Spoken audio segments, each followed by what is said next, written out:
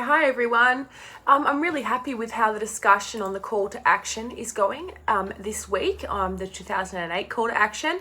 We're getting some really good discussions about the apology from Kevin Rudd in 2008, and people are starting to interact with the Redfern address or the Redfern speech by Prime Minister Paul Keating as well, which I think is really interesting as well.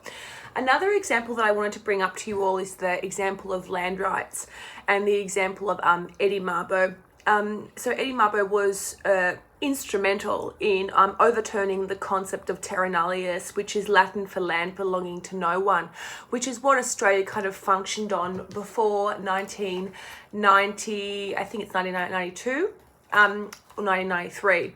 Unfortunately, Eddie Mabo kind of spearheaded this through the Supreme Court and the High Court of Australia in order to kind of overturn that concept and allow his people to live in the island of Mur, which is kind of in the Torres Strait. I think he's such an important kind of character and figure within the Australian socio-cultural contemporary landscape, because think about that concept of terra nullius. I think it's such a damaging thing, and the concept of land rights still kind of continues today. So and it's still very much contested as well, land rights.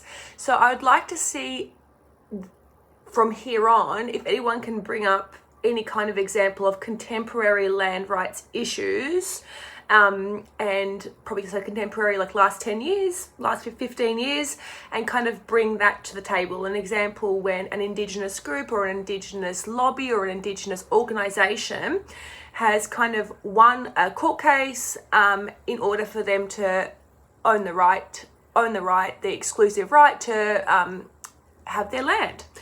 So you can refer back to Eddie Mabo, you can refer back to land rights in this, but I'd like to see if anyone can think of this going forward. Okay, looking forward.